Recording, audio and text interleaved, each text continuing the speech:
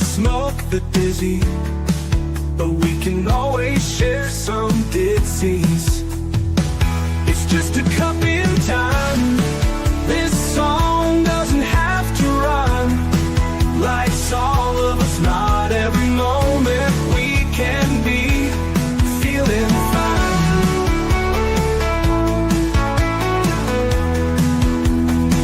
I wanna share a moment, just a second if you will, maybe even a cup of thrill.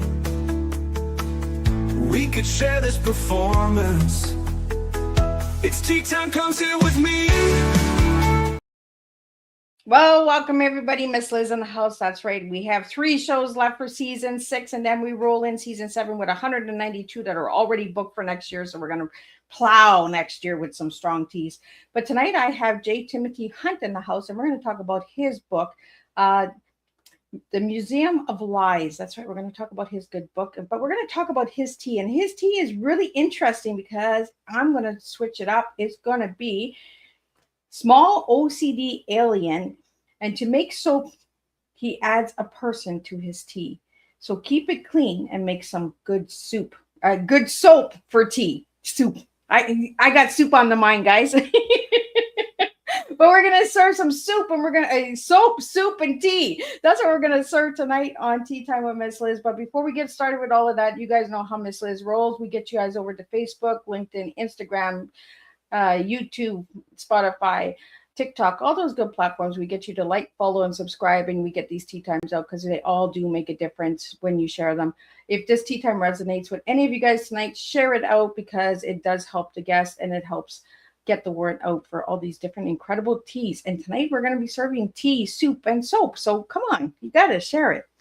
So let's get started with disclaimer, and then we're going to do a nice intro, and we're going to get J. Timothy Hunt in the house, and we're going to spill his soap, not soup. Disclaimer for Miss Liz's Tea Time live show. Miss Liz's Tea Time is a global platform dedicating to sharing real-life stories, diverse perspectives, and meaningful conversations that inspire awareness, healing, and connection. I, Miss Liz, is going live using StreamYard. Before leaving a comment during the live broadcast, please grant StreamYard permission to display your name at StreamYard.com.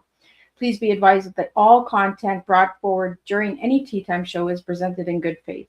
However, discussions may include opinions, beliefs, and perspectives that do not necessarily represent the views of Miss Liz or the Tea Time platform. Information shared by guests is based on their own experiences and is perceived to be accurate at the given time of airing. All guests, viewers, and participants are responsible for using their own good judgment when considering any action or decision that may relate to these discussions. Some episodes may cover sensitive topics, including but not limited to trauma, abuse, grief, mental health, and some other emotionally triggering subjects. Listeners and viewers' discretion is strongly advised. Tea Time with Miss Liz is an open discussion forum designed to offer insight, inspire awareness, and create connection. It is not a substitute for professional, medical, legal, or therapeutical advice. If you require professional support, please seek assistance from qualified professionals or trusted resources in your area. If you have any questions regarding this disclaimer or the content of the discussion, you are welcome to contact me, aka Miss Liz, directly at my email at bookingmissliz@gmail.com or visit my link tree at Miss Liz's Tea Time. By choosing to participate in, comment on, or view these live shows, you acknowledge and accept this disclaimer. Your participation is entirely voluntary. I, Miss Liz, welcomes you to join the conversation with an open heart, and if at any time you feel this platform is not right for you, I respect your wishes and decision and welcome you back whenever you are ready. Tea Time with Miss Liz is serving truth and awareness one cup at a time. Well, I want to welcome everybody to Tea Time, where stories are held with care and truth is given space to breathe. Today's conversation asks us to sit with memory, trauma, and the fragile line between what we remember and what we are told to forget. Joining us is J. Timothy Hunt, award-winning author, screenwriter, journalist, and survivor whose life journey reads like a film script that refuses to soften its edges. Born in Los Angeles and raised between California and Montana, Timothy's story is shaped by childhood abuse, bullying, eating disorder, and a turbulent relationship with a mother who attempted to erase parts of his memory. Through his writing, Timothy explores the unreliability of memory and the cost of silence. His latest novel, The Museum of Lies, is a psychological thriller that examines how trauma fractures truth and how storytelling becomes an act of survival. So grab your cup and lead in. This tea time is about memory, identity, and reclaiming your voice when the past tries to rewrite you. Let me get Jay Timothy in here and let's spill some tea. Hi. Hi, We were having so much fun in the background. All of a sudden, it said showtime. I was like, oh God, I gotta go. So, do you want me to call you Jay or Timothy? What would you like me to call you? Oh, don't call me Jay. My first name is actually James. Oh. But my family never used it. I mean, I didn't know till I was 7 years old that my first name was James. I remember I was at the grocery store with my grandmother, this old hillbilly woman. And she's like, well, you know, your name is Tim, right? It's James. I'm like, what? I mean, she's like, as you're checking out groceries, it's like putting groceries on the belt. And I'm like, my name isn't my name. Like, it was a surprise to me. So it's James Timothy. My father was James Crockett. I'm James Timothy. And so they just call me Tim, and he was Jim, but they never told me about it. So it was. So tonight we'll call you Tim. Tim, yes, Tim, Timothy. It's all good. Just if you find yourself going to Timmy, just take a couple steps back, okay? Okay. And this is why we're serving soap tonight. We're having some fun tonight. And interesting enough, they did it to my sister too, my younger sister. They always called her by her middle name. Oh. So it's been like a lifelong thorn in both of our sides. Like on our driver's license and passports, it's a different name than the name we go by. So it's Tim or Timothy. Yeah, it's all good. Not especially Jay. when you have those middle names, right? Some people call me Jean or Olivia, and I'm like, what? Who's that? And then I'm like, oh, my middle names. Yeah. I forgot about those ones. Yeah, see, I forget my first name. You know, it's just like, huh? Anyway, yes, please call me Tim. Okay, Tim, let's start off with who you were as a young guy and who you are now. I shared a little bit in the bio. I'm introducing you, but share a little bit about who you were. Yeah. I was born and raised in Los Angeles. Well, I was born in Los Angeles and raised way out in Riverside, which is like halfway to Palm Springs out in the desert. So, you know, it was like growing up in a blow dryer. You know, it was just hot and brown and the wind never stopped blowing. And, you know, it's just like, you know, really one of the ugliest places in the world. It's just freeways and brown skies, and it was magic. And so, yeah, I was there till I was 17. And then my father got transferred to Billings, Montana, of all places, my senior year of high school. So I up and had to move my senior year of high school to Billings, Montana, a place I had never heard of. In Montana, the only thing I knew was from cowboy movies. You know, you'd think about log cabins and people on horses and teepees and all that stuff. And, you know, so it was kind of a surprise to me when I got there, and it's like, oh, there's actually like a modern city. I thought we'd be living like on Gunsmoke or something like that. What do you call those things that are spinning in the west, or the wild west? Those hay fields, or no, what am I thinking of? I mean, those like the old-fashioned windmills that keep going on top of the. Yeah. But actually, there were log cabins and Indians, and natives and teepees and horses, and a mall.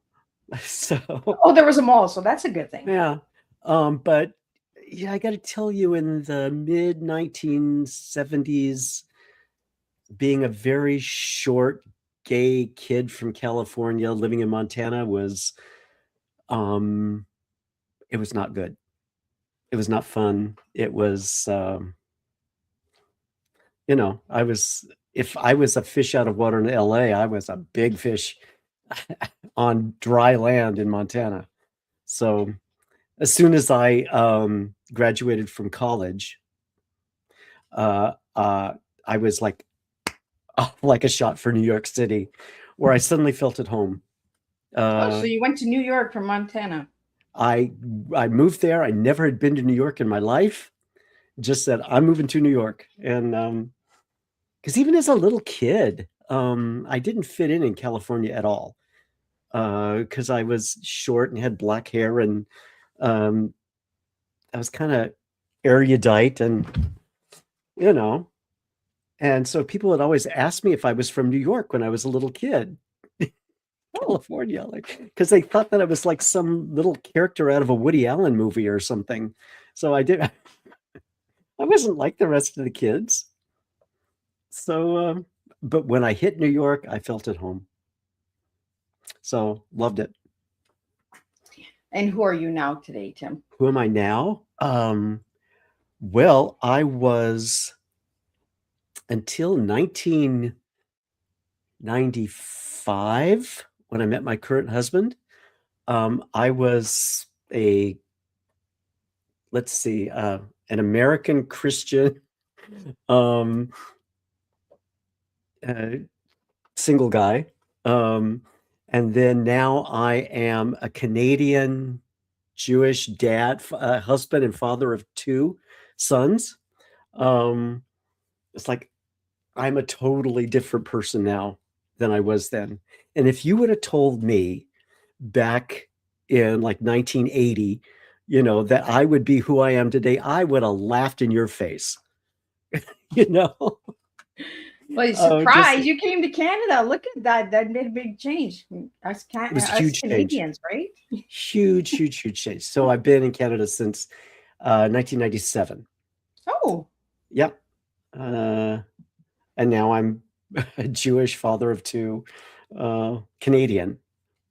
So well, it's just like, congratulations on the 2 you boys. never know, right? Where life's Right? going to take you.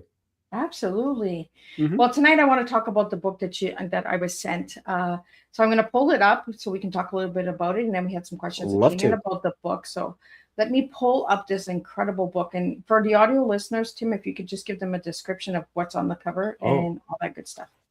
Oh yeah. I was just, when I saw the cover, when the publisher showed me the cover that they were going to do, I was just like thrilled. I mean, they got the book. I mean, I didn't describe what I wanted on the cover. I didn't give them any ideas, and they just took it and they went, that's the book. That is the book.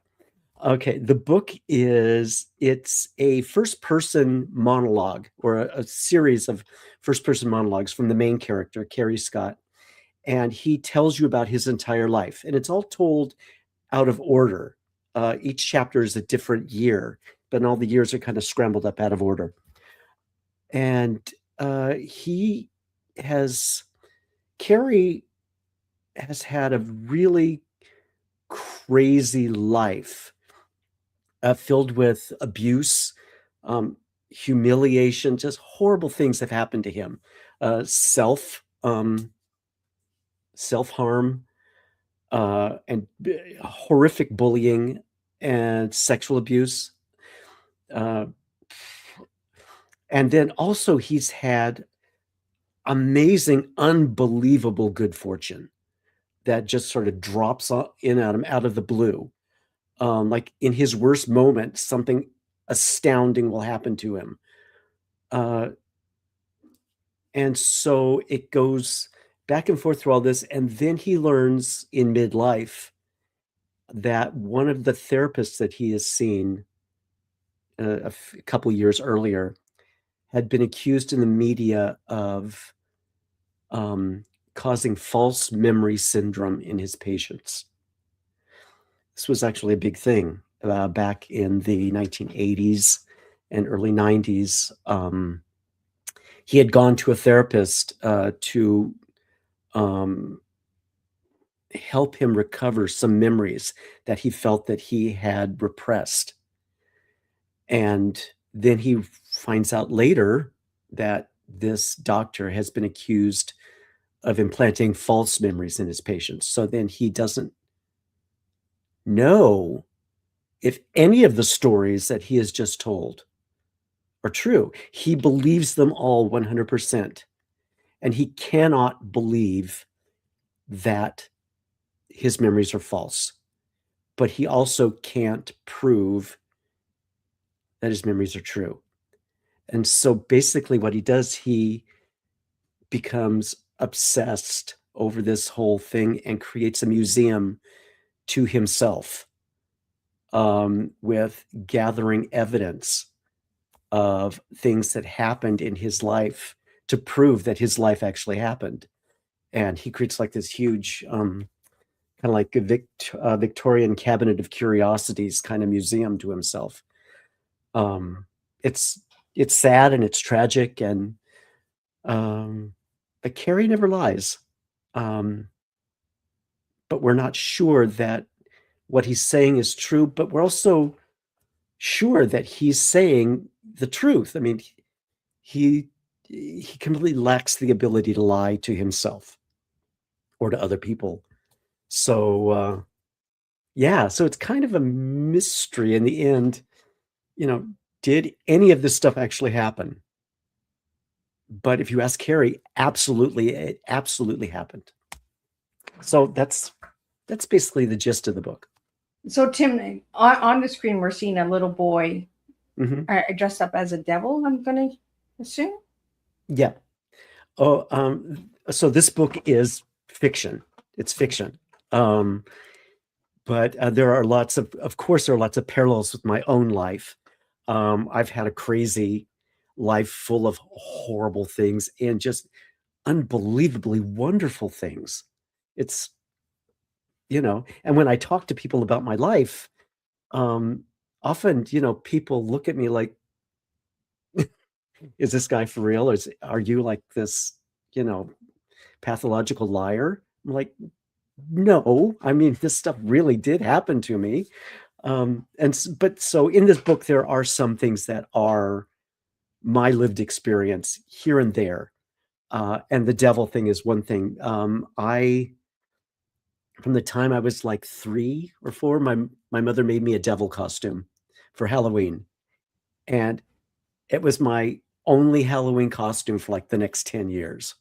So, yeah. Good thing I'm a small person. I didn't grow all that much. But yeah, like she had like it purposely made the legs with a lot of extra fabric in it so it could be let out every year. She did that when I was 3. Can you imagine that? Wow. So, I mean, she planned that this was going to be my Halloween costume forever. And so she dressed me up as Satan every year.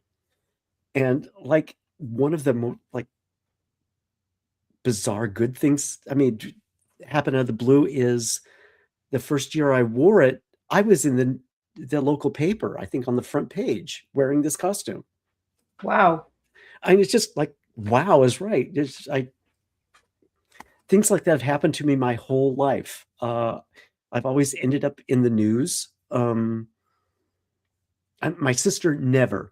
She is never. The only time she's ever been in the newspaper is when they posted her engagement announcement, and she had to pay for that. You didn't have to pay. You were in the paper all the time. I was always in the newspaper from the time I was 4 years old, and like my parents weren't like, they were not like stage parents or anything like that. They were as horrified as anybody else was. I've always attracted publicity, which is bizarre. Yeah. So yes, that's kind of the little devil costume was taken from me, and that's how chapter 2 starts, with a little kid in the devil costume. So yeah, there's a little bit of tangential in my life in there, but even though it is fiction, but what you're hearing is Carrie's monologue, but a lot of times it's his interior monologue, the way his brain is working. And so I know, as someone who formerly had an eating disorder, I know the sort of crazy mindset. I mean, the way your thoughts go. So when Carrie gets on one of his cycles of self-harm and beating up on himself, I know how that feels. I know it. So I guess that's why it rings kind of true when I write about it in the book, because I've lived it. I didn't live that, but I did live something very, very similar to it. Tim, did you find that writing this book help with your healing journey?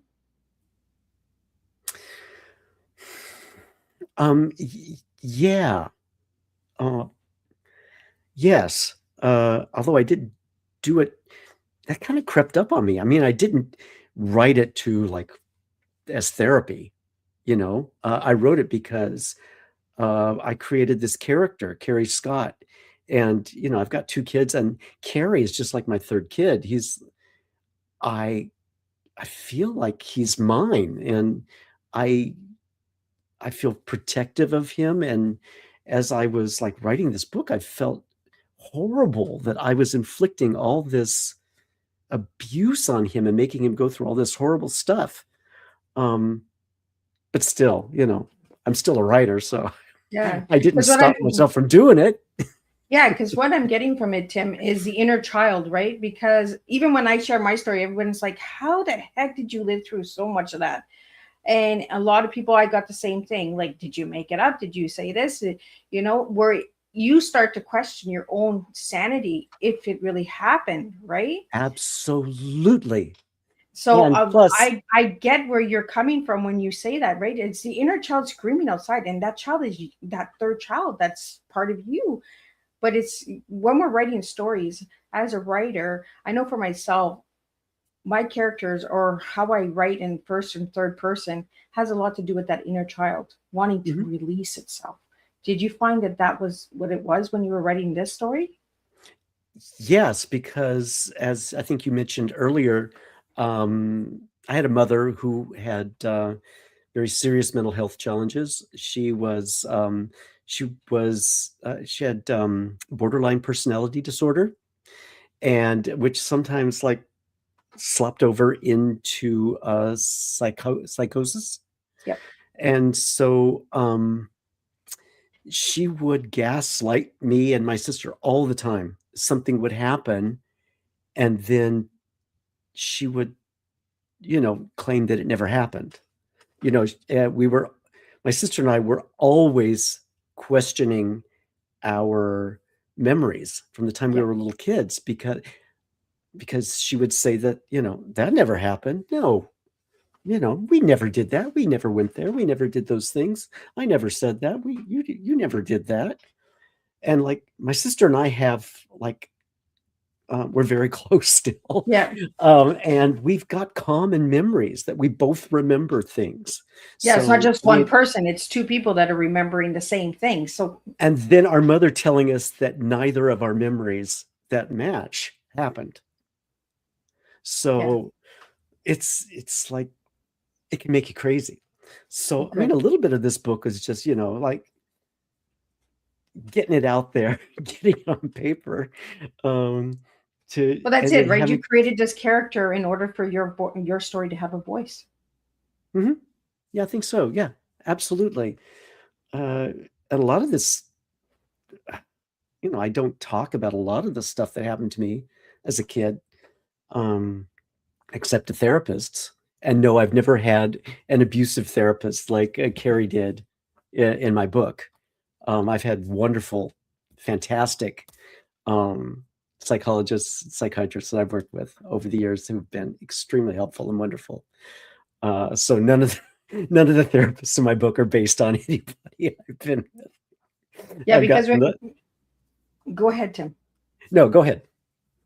Because when you mentioned and the false syndrome, have you ever heard of the electric shock in order to try and change what you? Because for myself in my story, I came up with the sexual abuse, and Mhm. my parents sent me to a hospital, a psychiatric hospital, and they did shock therapy on me to try and make me erase these memories. But then the psychiatrist said that what she's saying is true. She is being abused. Like it was 6 days of shock therapy, and they finally said, you know what? No, this kid is telling the truth. There is abuse going on. That's a Uh, horrible story, and did I've never you heard of that. I've never heard of that. People doing that to erase memories. Um, to to kind of it's reverse the terrible. memory, right, of what you were saying? And that was back in the 80s as well. That's why I was when you mentioned the 80s. The 80s it was a troubling period, especially for these kind of things, because back in the 80s, even like late 70s, there was this thing called uh, recovered memory therapy, RMT. Yeah, where they would like hypnotize you and regress you back and try to release all these old memories that, that you'd repressed. That would, yes, so to just, so that you could find out why you are acting the way you are now, and why you're. Surroundings and that, why you act out when you're in a certain surrounding, a certain smell, stuff like that. Mhm. Yeah. Yeah, and what they found out was by doing this process, they weren't recovering repressed memories; they were implanting false ones. And it's like a really it's been heavily studied and adjudicated through the courts a lot. What's one thing that's nice is my husband he's a psychiatrist, and so he was able to like gather a whole bunch of documents as I was writing the book about false memory syndrome, and so I was able to read like actual like scientific journal articles about this whole thing, which was helpful. But oh my God, the stories some of these people went through. There was something called the McMartin preschool trial in the 1980s. It was like this family that ran a preschool. I think it was in California, and they were accused of hundreds of acts of child sexual abuse and satanic ritual abuse. And, all the people at this school were arrested and put on trial, and they were jailed for quite a while. But in the end, they were all released and all the charges were dropped, because the therapists that had worked with these kids had implanted these memories in the kids, these bizarre stories of what happened at their preschool. Like, and people went to jail. And there have been many other cases of like a guy in the early 90s, Gary Ramona, I think his name was. He got like $500,000, like $500,000, in a court case after his daughter falsely accused him of rape when she was a child, because her therapist had regressed her back and filled her head with these memories that didn't happen. Another guy, famous case, a guy, I forget the name, it was in America, I think it was in the early 90s. He went to jail for murder. Wow. Because his daughter remembered him killing her I remember friend. that story. Yes. Mm-hmm. I'm Yeah. a big nerd when it comes to crime stories, and that, because of what I've gone through in my life, is Mhm. I like to know the stories on how people can go so far and just snap. It's almost like a robin falling out of a nest and the egg cracking. They just completely snap and go crazy, right? Yeah. So, yeah, false memory syndrome is a real thing, and it has caused real harm to the patients and the people that they've accused. And these people that accuse these other people, they believe it because it's their memories. So, but memory it's not like a VHS tape. You're like Yeah. old enough to remember those. You can't just record something and it's there forever. The brain doesn't do that. It doesn't store memories that way. They're fragmentary. They come, they go. They're just, can you really trust your memories? You Yeah. probably shouldn't, because they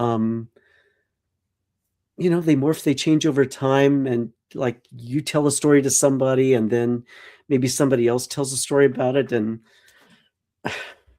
Well, it's programming, right? And we all know Mhm. how easy it is to program the human mind. constant Absolutely. repetition will program my mind into believing stuff, and we'll be like, well, we never Mhm. believed in that before. Why are we believing in that now? Yeah. And another sort of an inspiration for the book was from a guy I met through an outdoors group when I lived in New York City. I belonged to a group, and we would go like camping and go on excursions, weekend stuff, and I would see this guy every now and then on one of these group trips, and I would talk with him, and he was an interesting guy, full of stories, like really interesting stories. Uh, and then, but after a while, I was kind of finding it hard to believe his incredible stories because they were really incredible. And then once, I remember the last time I saw him, he started telling me a story about some dumb thing that some dumb guy said to him, that was so laughably stupid and blah, blah, blah. And he's like 3/4 of the way into the story. And I realized he's telling me a story about me and the last time we met. Oh, And he has forgotten that I'm the person he's telling the story about. And I didn't even recognize the story. I mean, that he had embroidered it and misremembered it so much that it barely, I was the dumb guy he was talking about, but it wasn't, whatever I said wasn't that bad. It wasn't like, and like, but, I thought, oh my God, that's when I first thought he's a pathological liar. and there are Like, some like that out there, mhm. and then make it hard for people who actually live and experience these abuses and that, because of those pathological liars out there. So when survivors come and tell their story, they're like, oh no, that's just another liar, that's just another one seeking Mhm. attention, because of those other ones that are doing all the lying and that. Yeah, and he made me like really think about like, wait, is that really, did I really act, did I really say that? Like, no. Yeah. No, no. But yeah, I don't know if you would like, hold his feet to the fire if he would admit that that story was actually true, or if he embellished it, or I don't know. But Tim, Memory. I want to get into your T, because your T is small, OCD, aliens, and then you added a person to make the soap. So tell me a little bit about the small OCD alien, and then we'll talk about the person. Okay, small. I'm only 5'4" now, Oh, but I've always I'm a well, shorty too. I'm only 5 feet. I tried getting away there with you five go. two for years, and the doctor busted my bubble on that one. So Well, growing up, I was always the smallest kid in class. Always, you know, I was always in the front row of all the school pictures because I'm always the littlest.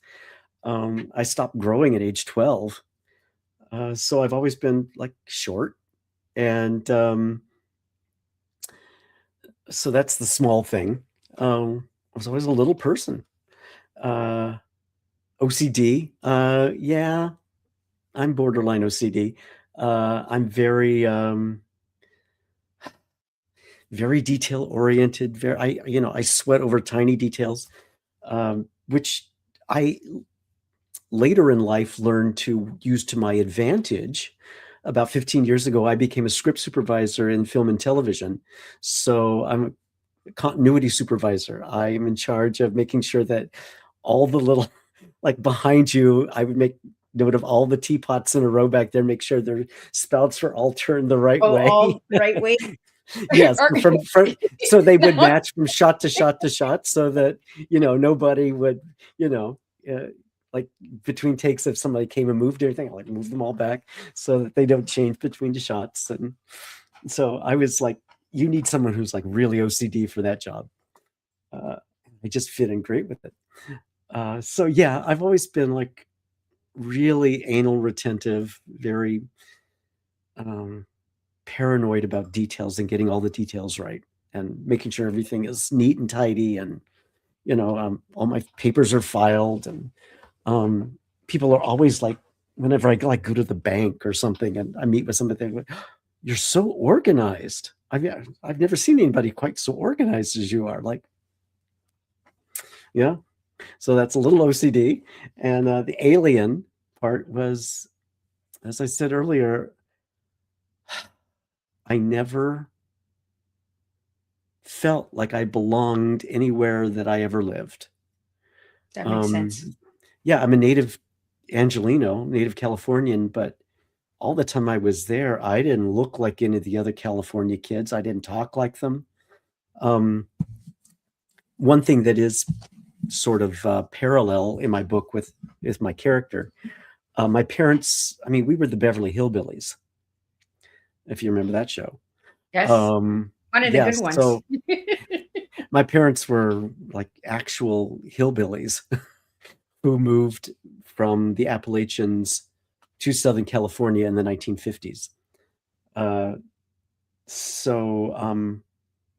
they still had their accents and everything. So yeah, I kind of had a little bit of that accent too growing up because it was my family's accent. I call the teachers ma'am and sir, and don't call me ma'am, because that wasn't cool in the late 60s. So yeah, my family didn't really fit the California vibe. I don't think I've ever had a suntan in my life. You probably burn all the time, right? Yeah. Yeah. Yeah. Then we moved to Montana, where like I was not like any of these people, like at all. I was an alien in Montana. I did fit in New York. I did feel like I belonged there, but at the same time, I wasn't a native New Yorker. So like the native New Yorkers were, so I wasn't a real New Yorker. I was just a person that was comfortable living there. And now I'm a Canadian, but I'm not a real Canadian. I mean, I'm a legal citizen, but I'm not a real Canadian. And I'm You're Jewish. half a maple. I know. Yeah, I'm Jewish now because I converted, but I wasn't born Jewish and I wasn't raised Jewish. So just like, I wish there was some place or some ethnic group or some group I could belong to that I would feel like I belonged to it. But that makes sense, Tim, because I say that all the time to my kids, and my kids are like, "Mom, come on." I'm like, "No, I don't belong here. Like, this is not home for me. Like, I feel like I've been placed in a place that doesn't exist for me. This is not where I'm supposed to be. I feel like I've just been dropped and make the best of what I got." So that's how. And what else can you do? Right? You feel like you're that baby that the stork dropped off at someone's doorstep, and you're just like, okay, well, I'll make the best of what I can with what I got. Yeah. So you get it. Yes, I do get it. But I think it has a lot to do with the trauma and a lot of the memory. Like, because as you're sharing the story, the Museum of the Museum of Lies is part of your story. It's your inner child speaking to you, right, Tim? So you're sharing bits and pieces of yourself, but you're also creating this character. And that's what screenwriters do. That's what storytellers do. We create characters in order to get the story out there. Yeah. So where's the P come in? Where's the person come in? We got the soap here. So you added a person so that we have a clean acronym. I can't even say the word tonight. Yes. I forget what I sent you. Person. You said if we want to keep it clean, I'll add a person in so we have soap. What was I thinking there? I would love to have this really pithy answer for you right now. I would love to. There's a person coming in. There's a side story to this. Oh, and I'm having a lost memory about when I wrote that. What person am I supposed to talk about? Person. Maybe it'll come to me. I'm so sorry. No, that's what. Sometimes the person is in the back watching us and telling us pop up when you need to. I like pop-up persons. There you go. You never know. Right. So Tim, how did your story get you into screenwriting and all that? Like, did you use some of your personal story into your screenwriting? Oh, a screenwriting? No. No, no, No. no, no. I've been a writer since I was a teenager. And this is actually my 9th book, Oh, my okay. 9th published book. Yeah. Yeah. So yeah, I waited a long time before I got around to this, something so personal. The rest of my books are not all that personal, not at all. Well, you have a bunch of children's books. I have 4 children's books. Those are 4 of my 9 books. And that's like a Carrie Scott kind of story about my children's books. If I could digress on that for just a second. Absolutely. I love yeah. children's books, and I'd like to know why you went from children's books to this kind of. So it was the craziest thing. Actually, hang on just a second. And I'll grab these. Okay. Oh, look at So him. I'm organized. Look at that. So I like that. So I wrote this book. This is my first big book, The Politics of Bones. And it took me 5 years to write, and it was published by McClellan Stewart in Canada, which is now an imprint of Penguin Random House. So it was my first big book. And it was based on, I was a magazine journalist. I did like long form magazine stories. And it's about the story of Ken Saro-Wiwa, who was a Nobel Peace Prize nominee. He was a famous writer from the Niger Delta in Nigeria. And he launched this massive global nonviolent protest against Shell oil because of the ecological devastation they were doing in the Niger Delta. And he got all the oil production shut down in the Niger Delta. But the oil companies were funding the dictator. So the dictator's funds got cut off. So the dictator had Ken and 8 other men framed for murder. They were totally innocent, and they were all executed. Wow. And then Ken's younger brother, who is actually a friend of mine, searched for 10 years to reclaim the body of his brother, Nobel Peace Prize nominee, famous writer Ken Saro-Wiwa. Anyway, so that was my first big book. And I remember while I was still working on the manuscript and going in before it was published, I went to Colorado to visit my sister, who had just gotten a job as a teacher's aide in a grade 2, second grade class.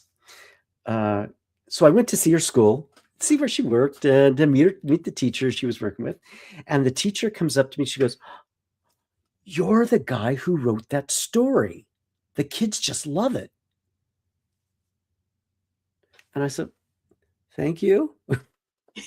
Because this book had not been published. This is my first book, and it had not been published yet. And so I took my sister, and I was working at the time as a staff writer for a business magazine. And I had just written a story about barbed wire, and one about satellites, and one about the chicken industry. And, so I thought, what the heck is this woman reading her kids? Chicken wire. So I took my sister, and I thought, what's she talking about? What story? And my sister said, "The poem you wrote, Katie." I was like, Katie is her daughter, my niece. And Katie was like 17 years old at this time. I'm like, what? And apparently when Katie, my niece Katie, was in second grade, what was that, 10 years before? I hear that I went to visit my family and was there with my niece Katie, who was in second grade, and she asked me to write her a poem about a frog eating bugs because they were studying school about frogs, and she wanted to like make a little book, draw some pictures and take it to class. So she said, Uncle Tim, could you write me a poem about a frog eating bugs? So I hear that I took 20 minutes and dashed off a poem about a frog eating bugs and gave it to her.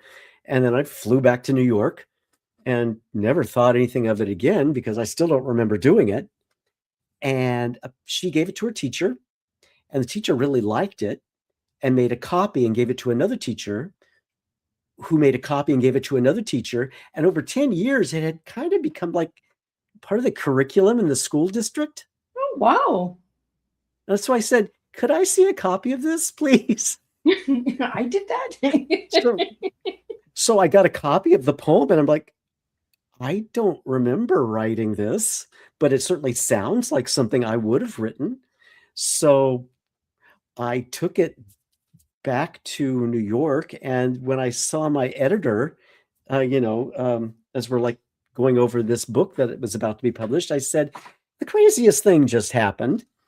And so I told him the story I just told you, and he said, well, give me a copy of it and I'll give it to our children's book division, see what they think.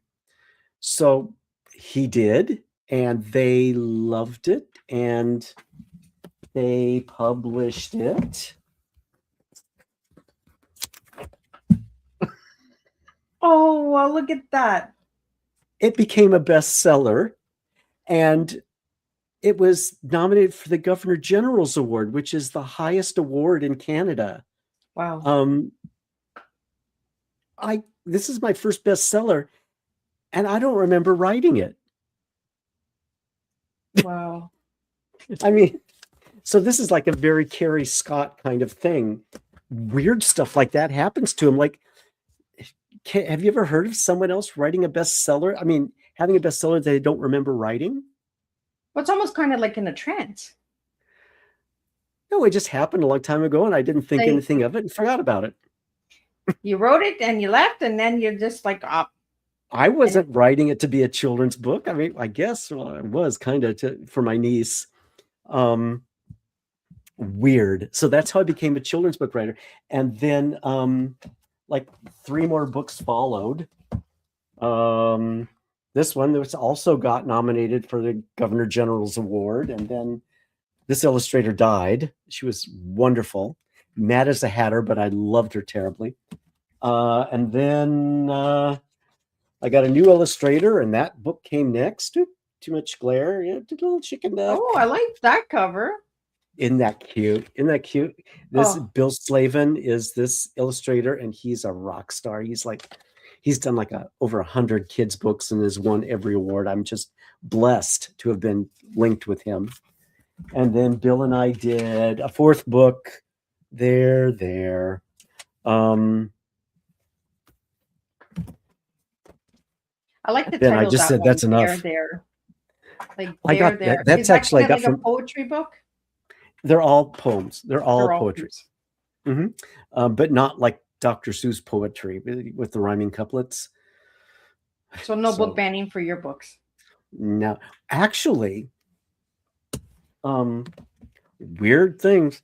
I did have people have problems with this book because the Miss Mousy is overweight. So, wow, I don't know. It's just like some people got really sensitive about that. And in this book here, there is there's a worm in the story, like an earthworm. And that offended somebody. Yeah, there's an earthworm. I described the earthworm as being brown. So somehow this book is racist. Wow. Yeah, I was just like shocked when I heard these accusations. Like, no, it's not a person, a brown person. He's a literal earthworm who is brown. So I don't know. I mean, people, I guess they read when they describe your own work to you, you know, yeah, sometimes they read things into books that are not there. This I think wasn't an there's big, allegory I for think there's anything. bigger issues in the world, right, Tim, that we could be focusing on besides a brown worm. Exactly. But the inspiration of that was I was when my kids were little, I was walking them home from school one day, and my son Daniel was he was on a tech. He was like complaining about something and complaining about something and complaining about something, and his twin brother was he just kind of rolled his eyes and goes, there. And the rest is history. Dad wrote a book. There. And so there. So you never know what you're going to get from kids rolling their eyes. You're going to get a Yeah, children's so book. it's about a rabbit that complains and complains, and a bear that goes like he's very indulgent until he finally just has had enough. There, brother. So that's my entire career as a children's book writer. So Tim, do you have any plans to write any new books? Well, right now, so you're asking about screenplays. So right now I'm mostly focused on a screenplay that I wrote with a co-writer, a filmmaker in Halifax. So Jason and I wrote this script that was just purely to be filmed in Halifax on next to nothing budget. It was supposed to something that Jason could film cheap and easy in Halifax. And I guess we wrote it too well, because he put the script up on something called the Blacklist, which I'd never heard before, but I guess it's a big thing. And it just sort of blew up on the Blacklist, and a Hollywood production company picked it up. Oh, wow. So is that what it's called, the Blacklist? The Blacklist is the name of the screenplay competition. Oh, okay. Thing. The screenplay is called Burial Plots. So I can't really talk much more about it right now. What is it? The DNR? A DNR? I don't think I signed a DNR, but I have signed contracts and I've gotten money. So there, and I do know about DNRs. I've worked with a couple of people where they have to sign that DNR. The movie's actually it's going to be made in 2026, and I can't say who's directing it or who's starring in it, but dang, it's actually happening. So I'm looking forward to that right now. So I've been working with the directors and producers and Jason, and we're coming up with a really fun, scary, funny, ridiculous movie. It's a black comedy, so it's scary and it's really funny. So Tim, have you used humor to get through your trauma? Oh my God. Oh, absolutely. I'm just like, come on, say yes. And it's because it's the old thing, if I would rather have them laugh with you than laugh at you. Yep. You know what I mean? Yeah, I get that 100%. That's why I asked you to use dark humor. I use dark humor too when it gets too heavy. I'm just like, this shit is just too heavy. I need to add some humor into it right now, because otherwise I'm going to fall dark and I'm going to fall heavy if I don't get a laugh or a giggle out of this. Or, it gets so heavy sometimes that you're just like, it's so out of reach that it doesn't make any sense. So just laugh at it.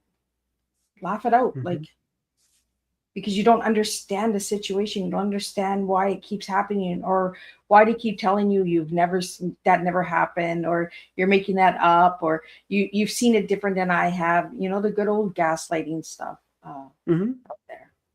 And actually, if you can laugh at it, if you can see how ridiculous it is, like if you do something embarrassing at a party, or you say the wrong thing, or instead of beating yourself up about it and oh my God, why did I do that, why did I say that, or if you pass gas while walking through a crowded room, the best thing is just to laugh. Yeah. And move on. Because really nobody else is thinking about you as much as you're thinking about you. Right? Absolutely. Yeah. Yeah. So, Tim, what message would you have for anybody that's a survivor of trauma who's struggling to trust their own memories right now? Oh, journal. I am an obsessive journal keeper for like decades and decades. I've got journals going all the way back. And I sit down every day and I write in my journal. Even if I have nothing to say, I just, one thing I learned from a writing teacher, her name is Natalie Goldberg. Writing down the bones was like her big thing. And I actually took some classes with Natalie in New Mexico and in New York. God, I loved her, but she was great. You just put your pen on the paper and keep your hand moving. Keep your hand moving. And just to get this brain hand connection, so you can transcribe your thoughts and don't edit. Don't stop your pen. Just keep it going. If you have nothing to say, well, I just ran out of what to write about now, and I feel stupid sitting here writing and writing with nothing to say. And it feels like when I was back in second grade and Mrs. What's-her-name's class, and she told me, and suddenly you're off on a tangent. Yeah. So, yeah. So, and now I've got this treasure trove of journals. And, my husband and I've been together 30 years, and now he's a generation older than I am, so he's 89, and some of his memory's failing. So what's great is I can take out an old journal from 25 years ago and just sit and read to him about things that we did and places we went and the people we talked to.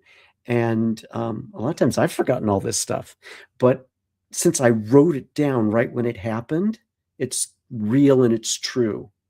It's not a false memory. Yeah. Because I wrote it down right then. And now I can go back. It's like I've taken these memories out of my head and offloaded them onto a storage device where they're safe and they're kept. And then I don't have to think about them anymore. Even like if I'm like really angry at someone, if I had a fight with somebody, or I feel abused, or I feel resentful, write it down. And it's just like, it's still there, but it's not here. It's over there now. I can put it down and walk away from it. It's still my memory. It's still my trauma, but I'm not lugging it around with me anymore. I'm able to put it down. So, if you want to process your own trauma, write it down. Get it down on paper, stick it in a book, stick it on a shelf, or burn it. I don't know. It's the most wonderful thing. Have you ever burnt anything you've written? Never. I have issues with that. I have issues with burning my words. I'm not the kind of person who could do that. There are people who could do it, but no. No, it would feel like a kind of a mini suicide, because your memories are what you are. I mean, without your memories, you're nobody. Yeah. So that's why we have false memories. Then you don't know who you are. Yep. It's almost like you're erasing the truth, right? Yeah. So that's Carrie's big problem in this, when he finds out that, well, maybe none of this happened. No, it had to happen. I remember every part of it clearly. And then someone's telling me that this isn't real. It's not true. It's traumatic to think. It's soul murdering for someone to tell you that none of the things you remember actually happened.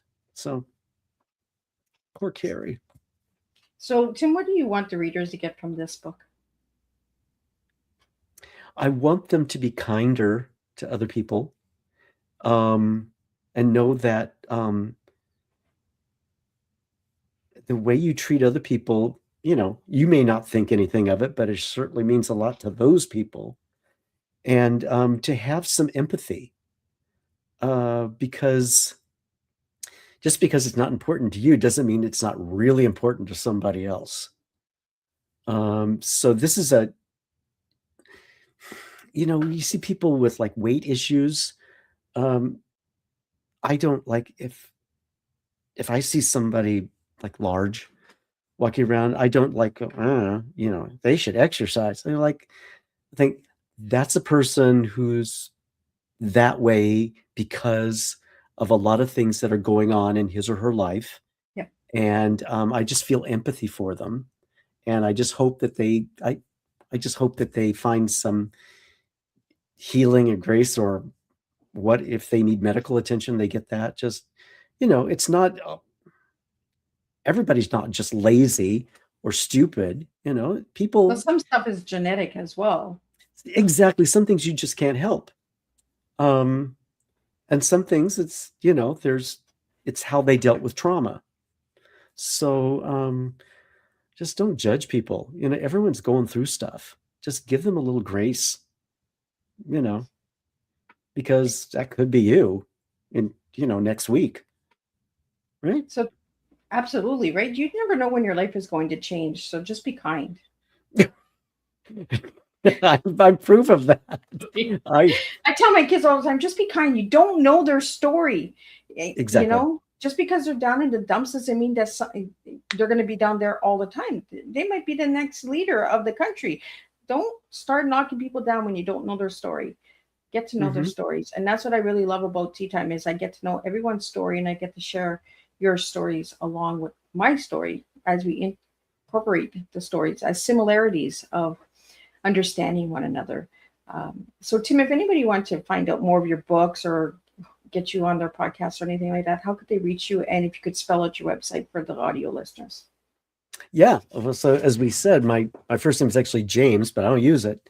So it's if you just go J Timothy Hunt, JTimothyHunt.com. There's a website there, or just go on Amazon for J Timothy Hunt, and there's my books are all there. Oh, the kids books. If you're interested in the kids books, they're all written under the name of Tim Beiser. Beiser is my husband's name. So, Dr. Seuss wasn't his real name either. So I did the kids books under a pen name, Tim Beiser, Beiser, to sort of, because it was weird that the guy that wrote this, big piece of narrative nonfiction about the oil industry in Nigeria also wrote Little Chicken Duck. So I tried to keep the two brands separate. But Tim Beiser for kids books, J Timothy Hunt for the adult stuff, and you can find it on Amazon, in Canada, Indigo, Barnes and Noble, wherever you are. The books are all there. Awesome. Well, thank you so much, Tim, for sitting with me. I'm just going to do a closing summary of Tea Time. An hour's already swung by. That's what I mean. Like everyone's like, an hour? I can't do an hour. Yes, you can do an hour because we've already done an hour. We're just getting started here. So tonight, what a courageous and necessary conversation. Timothy, thank you for trusting this space with your truth and for reminding us that healing often begins when we stop questioning our pain and start honoring it. Tonight, we were reminded that memory is not always neat or reliable, but our lives' experience is real. That storytelling can be both a mirror and a lifeline, and that survival is not just about enduring. It is about naming what happened and choosing to speak anyway. To everyone listening, may you leave this tea time knowing that your story belongs to you. Even if pieces are missing, even if the truth feels fragmented, your voice still matters. Until we meet again, and gather again, keep choosing truth over silence and courage over insurance, one cup at a time. And I'll see everybody for the last two tea times on the 30th, and we're going to close season 6 and get ready for season 7 because Miss Liz has a lot coming for you guys. Timothy, thank you again for sharing your story. My and pleasure. giving me time and space as well to get to know you as well. Thank you. Thanks, Liz.